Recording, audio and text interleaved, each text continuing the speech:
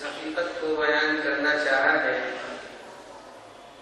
تفسیروں کی زبان میں، اس کا پس منظر میں آپ کی خدمت میں عرض کر دوں، اور پس منظر ہی اس سال کے عشرے کا عنوان ہے۔ پھر بتانے کی ضرورت نہیں ہوگی، قرآن مجید اس آیت کریمہ کے پس منظر میں یہ بیان فرما رہا ہے کہ پیغمبر اکرم صلی اللہ علیہ وآلہ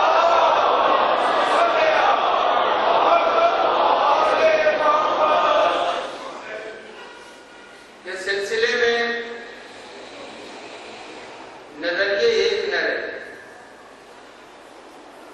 جن لوگوں نے پیغمبر اکرم کو امین کہا، صادق کہا، انسان دوست کہا، بشر نواز کہا، جو کل تک پیغمبر کو ان تمام القابات سے یاد کر رہے تھے اور مکے کی سرزمین کا ایک نہایت مہذب نوجوان کہہ رہے تھے، جب اسی پیغمبر اکرم نے اپنی نبوت کا اعلان کیا تو اعلان نبوت کے بعد یہ سارے وہی لوگ جو نبی کو امین کہہ رہے تھے، نبی کو صادق کہہ رہے تھے، نبی کو انسان نواز کہہ رہے تھے، نبی کو بشر دوست کہہ رہے تھے، وہی افراد نبی کو کاہن کہتے تھے، نبی کو جادوگر کہتے تھے۔ جو لوگ نبی کو بشر دوست کہہ رہے تھے وہ ان کے پیچھے پتھر لے کے دوڑ رہے تھے، جو نبی کو انسان نواز کہہ رہے تھے وہ معاشرے کے لیے مفید سمجھ رہے تھے۔ جب یہ حالات سامنے آئے تو قرآن مجید نے قسم کھائی، اور اللہ نے قسم کھا کے کہا وَالسَّمَاءِ ذَاتِ الْحُبُقِ، آسمان کی قسم جس میں راستے پائے جاتے ہیں، آسمان کی قسم جس میں راستے پائے جاتے ہیں، تم اپنے قول میں متحد نہیں ہو، کبھی تم کچھ کہہ رہے ہو، کبھی تم کچھ کہہ رہے ہو، اختلاف تمہاری باتوں میں پایا جا رہا ہے۔ جس کو تم نے کل تک امین اور صادق کہا، آج اسی نبی کے لیے تم کہہ رہے ہو یہ کاہن ہے، اسی نبی کے لیے کہہ رہے ہو یہ جادوگر ہے، اسی کو اپنے معاشرے کے لیے دشمن سمجھ رہے ہو۔ یاد رکھنا، جس کسی نے تمہاری باتوں پر بھروسہ کیا وہ گمراہ ہے، اور جس نے تمہاری باتوں پر بھروسہ کیا وہ ہلاک ہو جائے گا، اور جس کسی نے تمہاری باتوں پر اعتبار و اعتماد کیا وہی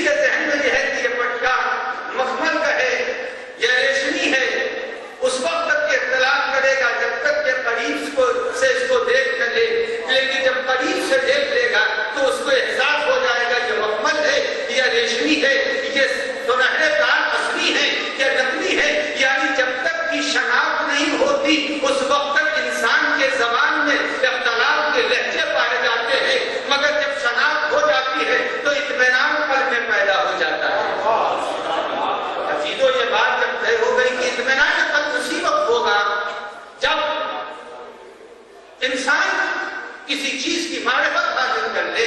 اب قرآن کریم نے بہت دور سے ایک بات نقل کر دی کہ والسماء ذات الحبک. یہ بتاؤ، میں قسم کھا کے کہہ رہا ہوں، قرآن کہہ رہا والسماء ذات الحبک، قسم ہے اس آسمان کی جس میں راستے. 40 موقع ہیں قرآن مجید میں جہاں قرآن نے قسم کھا. 40 موقع ہیں. کچھ میرے موضوع سے الگ ہے، کچھ میرے موضوع میں داخل ہے.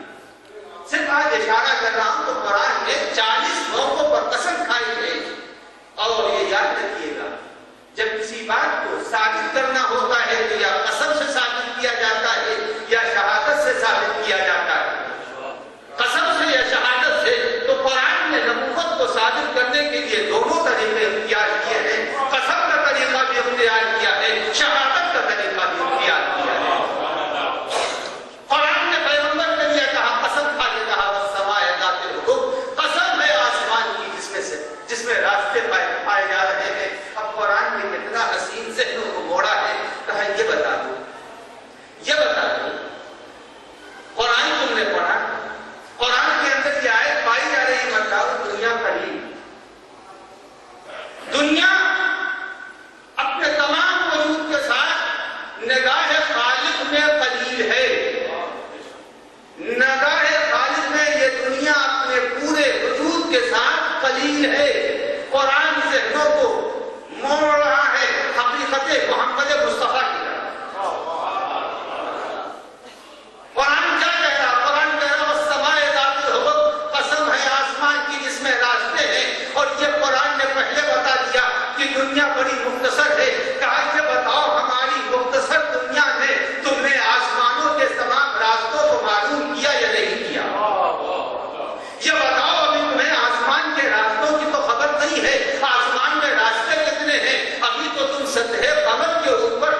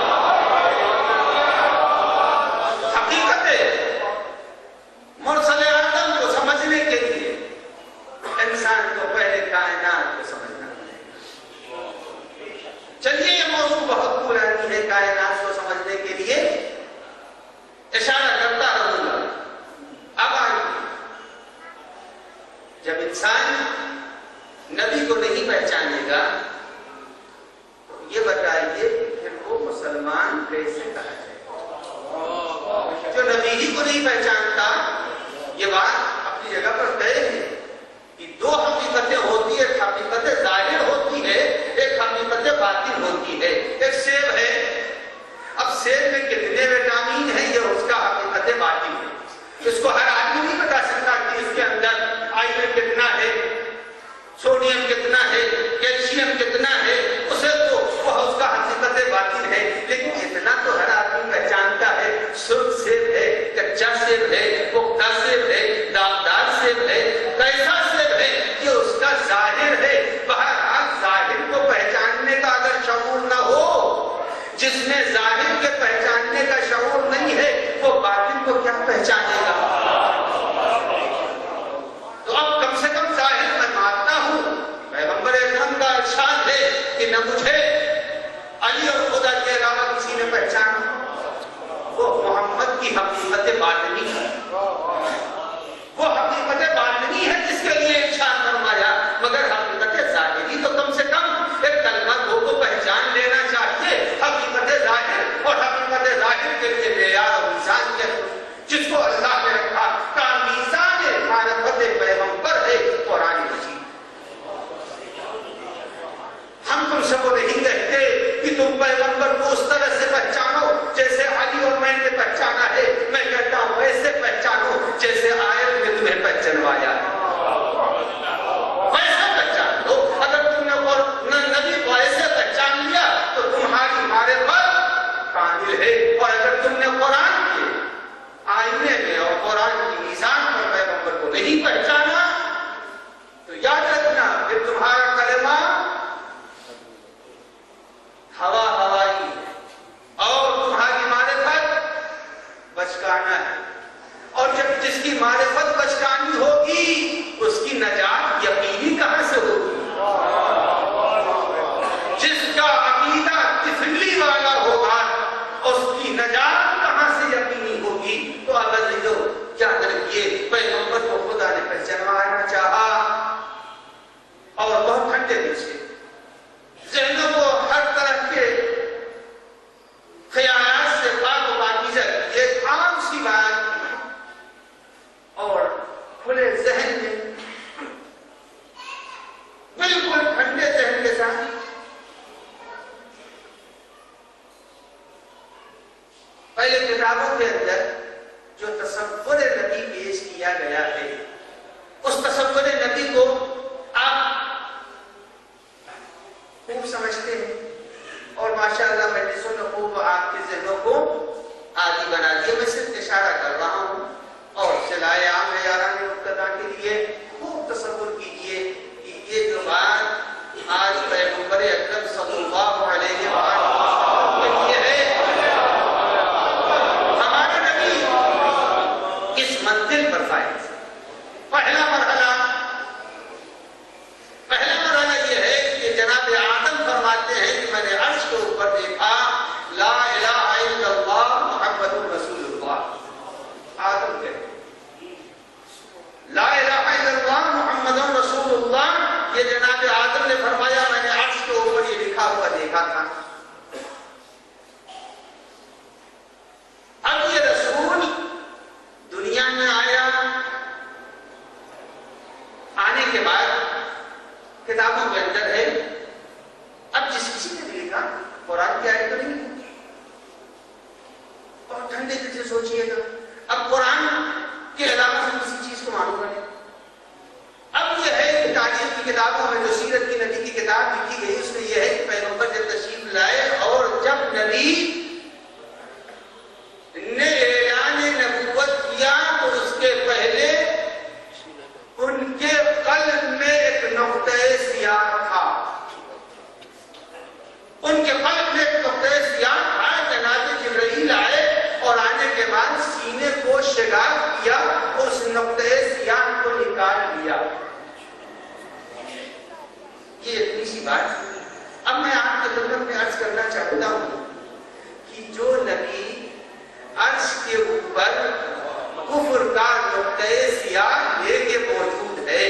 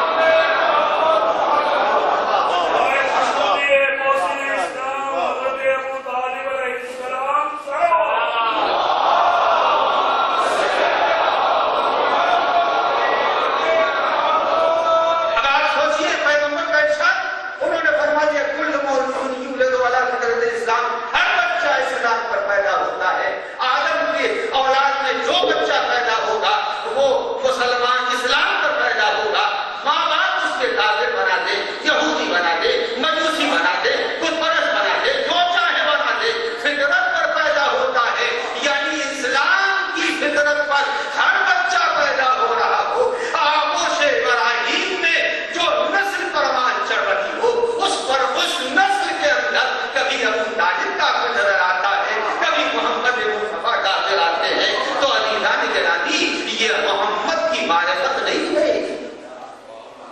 اگر ہمارے گھر کا بچہ اسلام پر پیدا ہو رہا ہے تو عبداللہ کا فرزند، اور جس کو اللہ نے نبی بنا کے بھیجا ہے، وہ کیسے ہوگا؟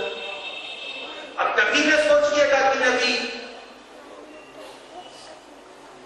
اور میں نے ذہنوں کو جانا چاہتا، اسلام میں کچھ لوگ ایسے پیدا ہوئے ہیں۔ اب ایک اور سی بات سنیں، پیغمبر اکرم صلی اللہ علیہ وآلہ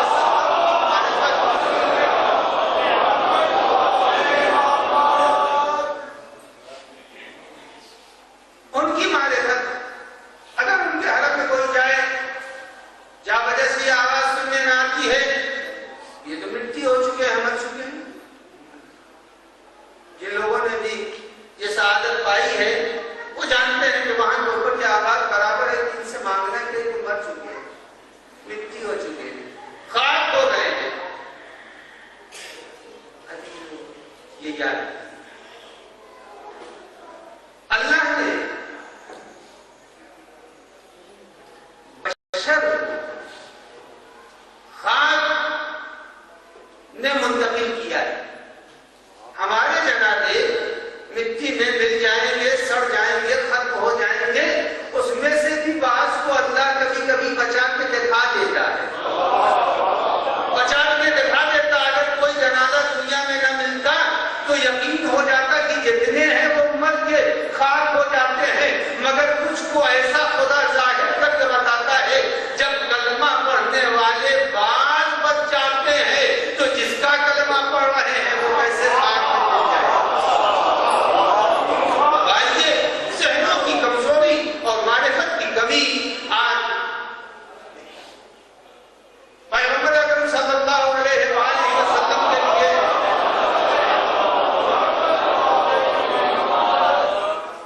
یہ ایک عام سا تصور ہے کہ نبی ہمارا بشر ہے، اور قرآن کی آیت پیش کرتے ہیں، سورہ مبارکہ کے حق میں آیت ہے، آیت پیش کرتے ہیں، مگر آیت ویسے ہی پیش کرتے ہیں جیسے لا تقربوا الصلاۃ، بس اس کے بعد والا خطرہ نہیں پڑھتے، نماز کے قریب مت جاؤ۔ قرآن نے یہ نہیں کہا کہ نماز کے قریب نہ جاؤ، لا تقربوا الصلاۃ وانتم سکارا، جب نشے کی حالت میں ہو تو نماز کے قریب نہ جاؤ۔ قل انما انا بشر مثلکم، اتنی ہی آیت پڑھتے ہیں بس، قل انما انا بشر مثلکم، میں تمہارے جیسا بشر ہوں۔ اس کے بعد والا خطرہ وہ نہیں پڑھتے، یوحا الیہ، میرے اوپر وحی آتی ہے، اگر اس کو پڑھتے تو مسئلہ حل ہو جائے۔ اب آئیے میں آپ کی خدمت میں عرض کروں کہ یہ جو آج پیغمبر اکرم صلی اللہ علیہ وآلہ وسلم کے لیے یہ نبی بشر ہے، تھوڑی دیر کے لیے میں اپنے بزرگوں سے معذرت چاہتا اور اپنے بچوں کے لیے، جوانوں کے لیے، مصروف دنیا کے نونہال نسل کے لیے تھوڑا سا میں ایک مشکل مسئلہ پیش کرتا ہوں۔ آج پیغمبر کو جو لوگ بشر کہہ رہے ہیں، میں آپ کی خدمت میں عرض کر دوں کہ بشر جماعت کا عنصر کامل، بشر جمادات کا ریفائن کیا ہوا ایک اعلیٰ نمونہ ہے۔ اس سے زیادہ اگر وضاحت چاہیے تو میں آپ کی خدمت میں عرض کر دوں، دیکھیے ہر چیز کسی نہ کسی مرحلے میں پہنچ کے بڑی خالص بن جاتی ہے۔ سونا مٹی کے ڈھیری میں تو پیدا ہوتا ہے، لیکن اس کے بعد اسے پھر مٹی سے نکالتے ہیں، نکالنے کے بعد پھر اسے تپاتے ہیں، اور اس کے بعد روپ دے کے پگھلا کر کے پھر اس کو بعد اسے خالص بناتے ہیں۔ اب آئیے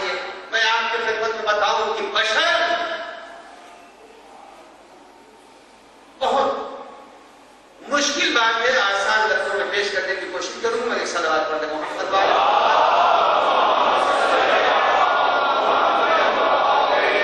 صلوات بھیجتے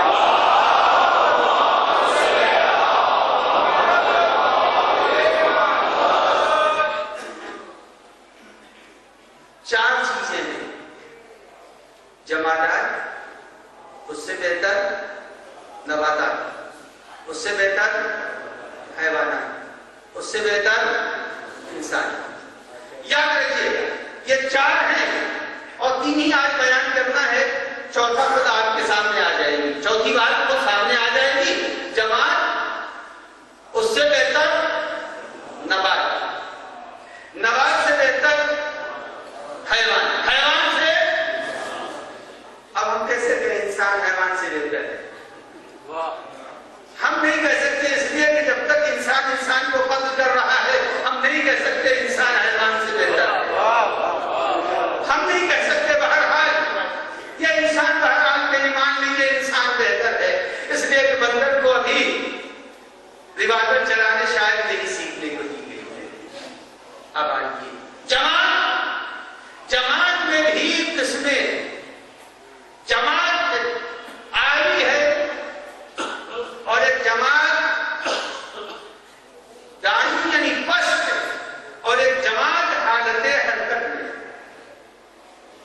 اب آپ کے سامنے مثال جماعت یہ جتنے بھی پتھر روڈ کے اوپر پڑے ہوئے ہیں سڑکیں بنائی جا رہی ہیں جماعت ہے پتھر ہے لیکن یہ پتھر ہے اور نہایت گرا ہوا ٹھوکروں میں آنے والا پتھر ہے لیکن پتھر ہی کی ایک قسم عالی بھی ہے اور وہ کون قسم ہے جو تاج میں لگائی جاتی ہے انگوٹھیوں میں فیروزہ بن کے پٹا جا رہا ہے یاقوت ہے یہ بھی تو پتھر ہی ہے مگر یہ پتھر ہے جماعت کی صورتیں عالی ہے اب یہاں کے اوپر آئیے اور اس کے بعد میں عرض کروں کہ جماعت کی ایک اس سے زیادہ بہتر شکل ہے ہو سکتا ہے یہاں کے اوپر اس میں سے کوئی ثبوت فراہم ہو جائے پتھر ہے جماعت مگر جماعت کی ایک اعلی قسم وہ ہے جس نے ترقی کر کے اپنی حیثیت اتنی بلند کی کہ وہ نبات سے ملنے لگی ابھی بزرگوں کے لیے بات واضح ہو گئی مگر جوانوں کے لیے بات واضح نہیں ہوئی یاد رکھیے گا جماعت میں بھی صلاحیت ہے کہ وہ ترقی کرتے کرتے کرتے ایک منزل وہ آتی ہے جب وہ جماعت سرحد نبات تک پہنچ جایا کرتا ہے اب آئیے میں آپ کو قرآن سے مثال پیش کر دوں یعنی جماعت میں ایک ایسا پتھر ہے جس کے اندر قوت حس پائی جاتی ہے قوت نمو پائی جاتی ہے قرآن مجید کہتا ہے یخرج منہم اللؤلؤ آپ کو یاد ہے مرجان کیا ہے مرجان پتھر ہے جماعت ہے لیکن اس نے ترقی کر کے اس کے اندر وہ صلاحیت پیدا ہو گئی جو ایک نبات میں پیدا ہوتی ہے پتھر مگر ترقی کیا اور ترقی کرنے کے بعد اپنے کو سرحد نبات تک پہنچا دیا تو عزیزو یاد رکھیے گا ہے جماعت لیکن جماعت نے ترقی کی تو ترقی کرتے کرتے اپنے کو سرحد نبات تک پہنچا دیا اب آئیے نبات جتنے درخت ہیں یہ سارے کے سارے درخت ہیں اس کے اندر کچھ بھی نہیں ہے یعنی حیوانیت والی صلاحیتیں نہیں ہے مگر قرآن مجید نے پھر پیش کیا ہے اب قرآن کہتا سارے نبات درخت ہیں مگر کچھ درخت وہ ہیں جس کے اندر حیوانی خوبیاں اور خصائص اور خصلتیں پائی جاتی ہیں اب میں نیٹ کے اوپر جا کے بچے دیکھ لیں گے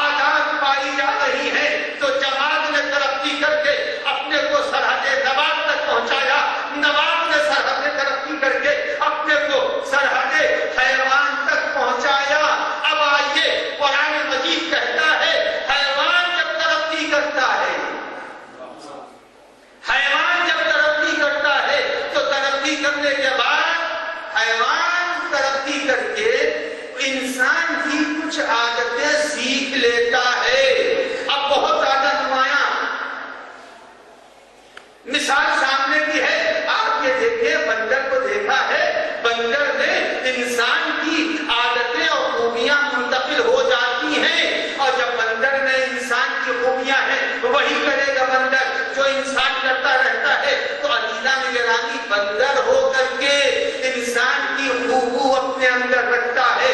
تو فلاسفہ یہ کہتے ہیں کہ جماعت نے ترقی کر کے اپنے کو سرحدے, اب آپ بولیے, نبات تک پہنچایا. نبات نے ترقی کر کے اپنے کو حیوان کی سرحد تک پہنچایا, اور حیوان کے ترقی کر کے اپنے کو انسان کی سرحد تک پہنچایا. اب عزیزو یہ اور بات ہے. قرآن کہتا ہے جب گرتا ہے تو انسان ہے بندر بنتا ہے, گرتا ہے. قرآن کہتا ہے تم سب بندر ہو جاؤ, یعنی جب انسان گرتا ہے تو بندر ہوتا ہے. ڈارون کہتا ہے کہ انسان نے بندر سے ترقی کی ہے. تو عزیزو اب یہ جماعت نے نبات کا رخ اختیار کیا, نبات نے حیوان کا رخ اختیار کیا, حیوان نے ترقی کر کے انسان کی شکل اختیار کر لی.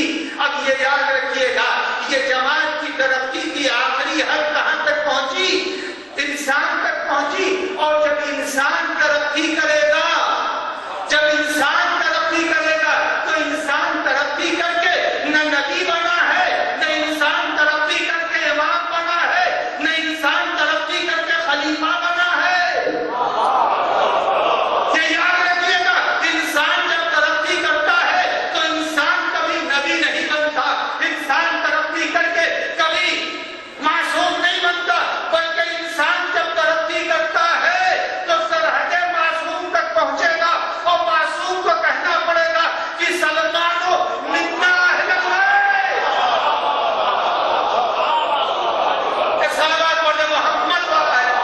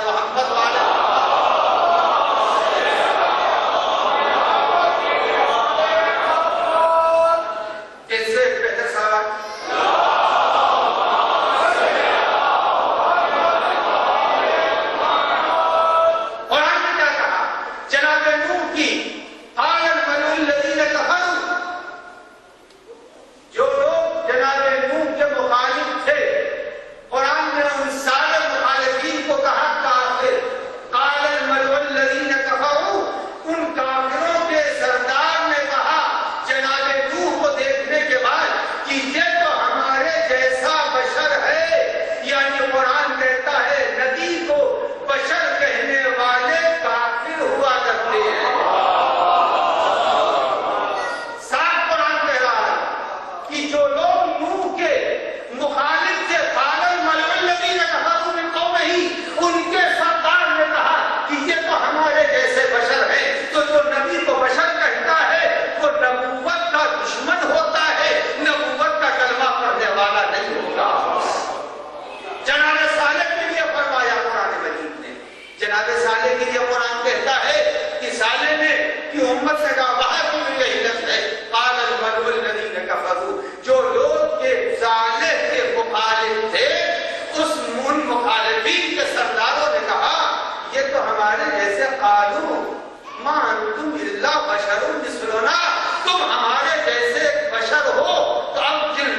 نے نبوت کی مخالفت کی ہے انہوں نے انہیں بشر مانا.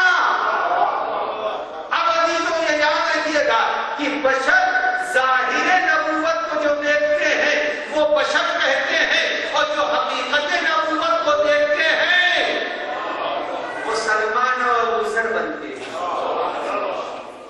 آپ یہیں سے فرق اور واضح ہو جائے گا نبوت کے سلسلے میں. ابلیس نے جناب آدم کے پتلے کو دیکھا تھا, اس نے ظاہر آدم کو دیکھا تھا یا باطن آدم کو؟ اس نے ظاہر کو دیکھا تھا. جو ظاہر کو دیکھے وہ کبھی حقیقی ایمان پر فائز نہیں ہوگا. جو باطن کو دیکھے, جو نفقت فیہ بالروحی کو دیکھے گا وہ کامل ایمان کا مالک ہوگا, اور جو ظاہر نبی کو دیکھے گا وہ کبھی مومن نہیں ہو سکتا ہے.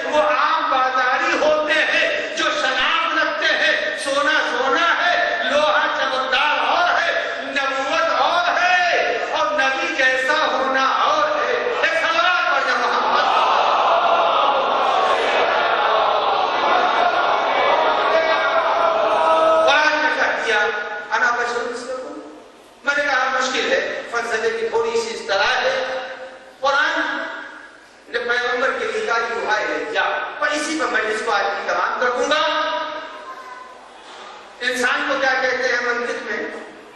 حیوان ناطق دیکھے جانتا ہے, سبھی جانتے ہیں.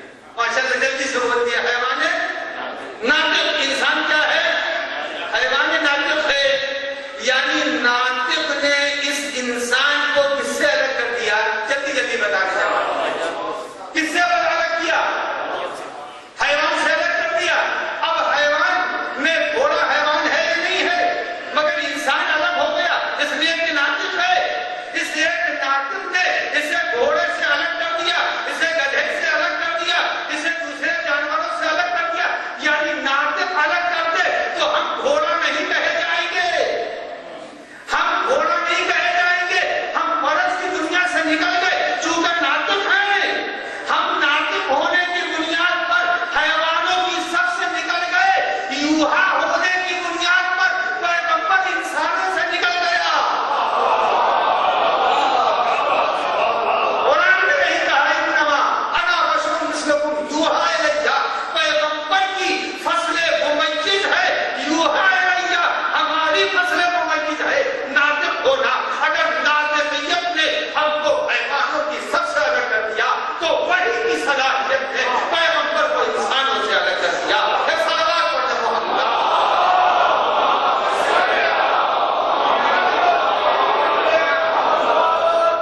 دنیا پیغمبر کو کیسے پہچانے؟ بشر ہے کہ بشر ہمارے جیسے ہیں.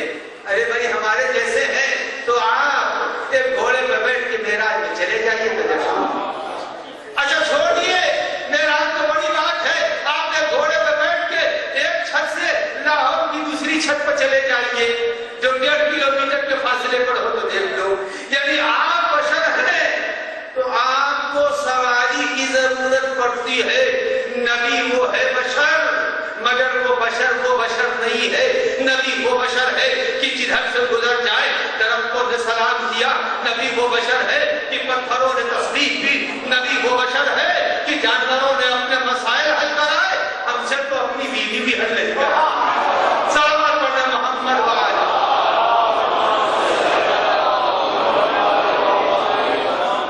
اختلاف معرفت میں جب تک ہوگا، معرفت پیغمبر اگر نہیں ہے تو اختلاف ہوگا، اور جب معرفت ہو ایک ہوگی، معرفت جب ہوگی تو اختلاف نہیں ہوگا۔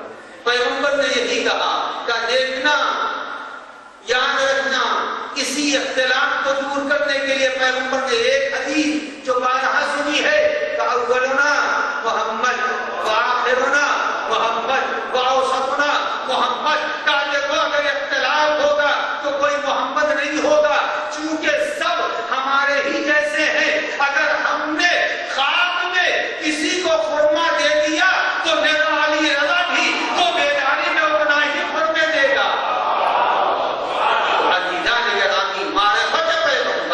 انسان کو اگر حاصل ہو جائے تو صحیح کرنا، پیغمبر کی معرفت انسان کو نہیں دی۔ انسان نے پیغمبر کو آئے کی باتیں عرض کروں گا، ابھی تو بشر مانا، پیغمبر کو نقطۂ سیاہ رکھنے والا مانا۔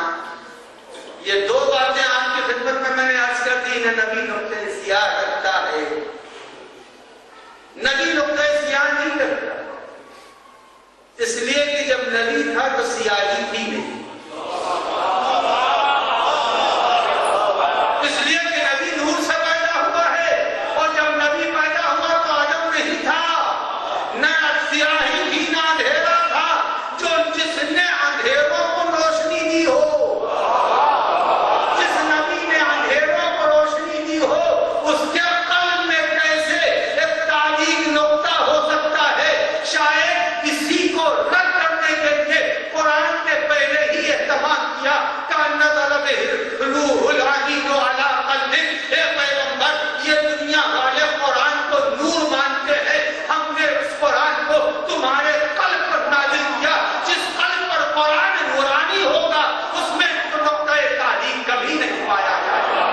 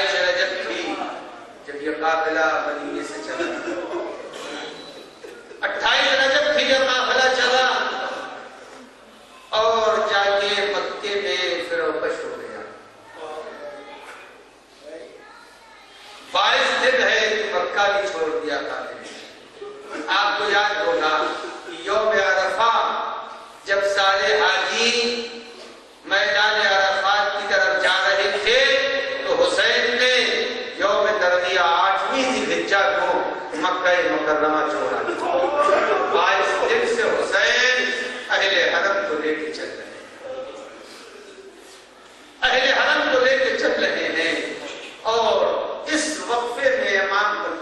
بھی امام کے محاسن سفید ہو گئے.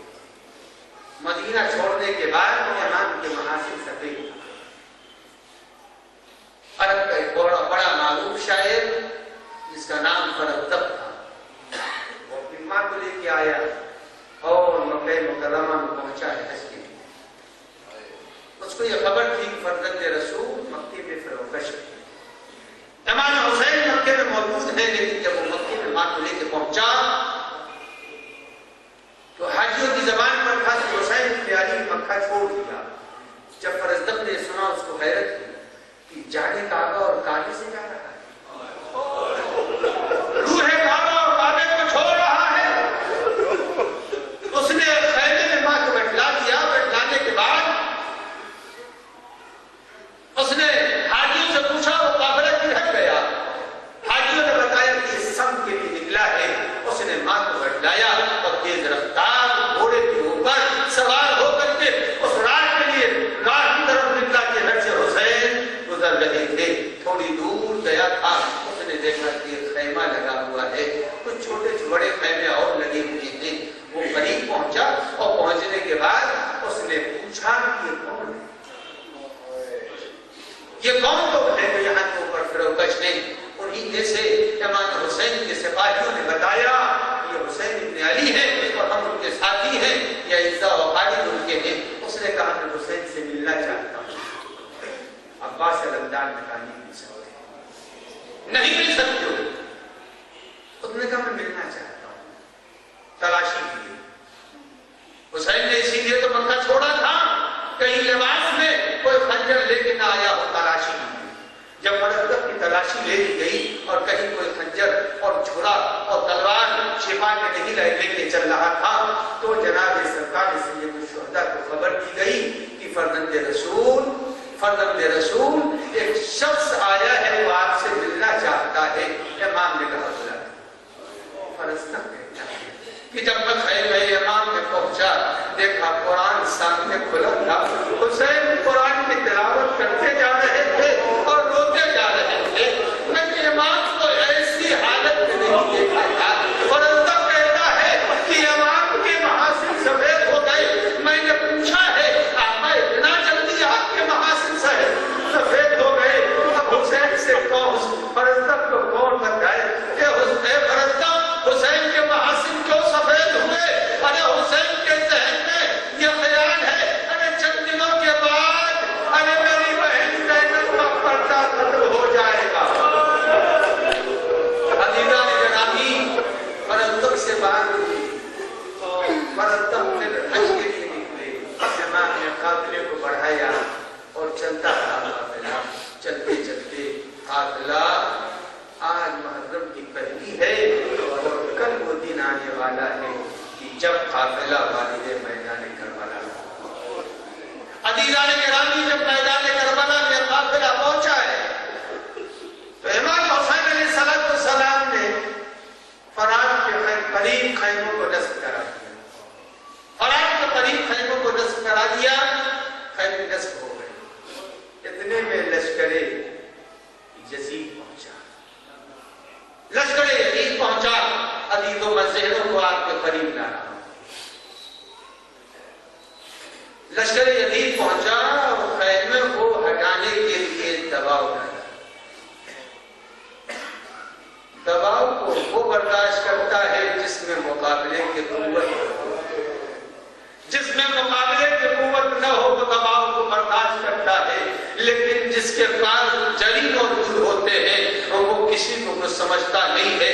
جیسے ہی یہ خبر حسین کے لشکر کے علمدار کو ملی ہے کہ ہمارے خیموں کو ہٹایا جائے تو ایک مرتبہ بکھرا ہوا شیر لشکر کے سامنے آیا اور آ کے کہا کس میں ہمت ہے جو ہمارے خیموں کو ہٹا دے.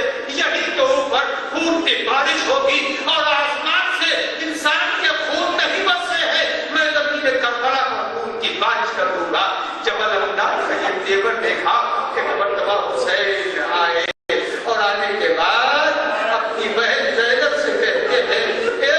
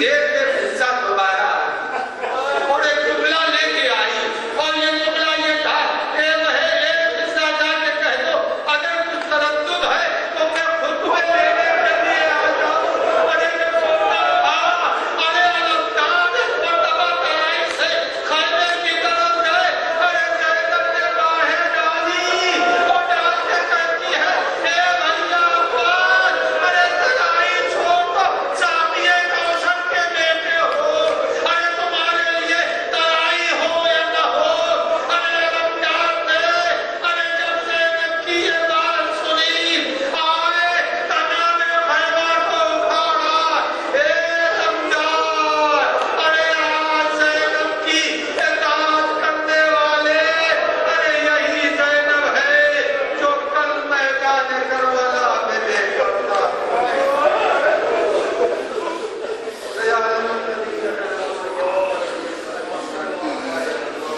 الہی بحق عظمتک و جلالک یا کبریائک یا اللہ یا اللہ یا اللہ یا اللہ یا اللہ الہی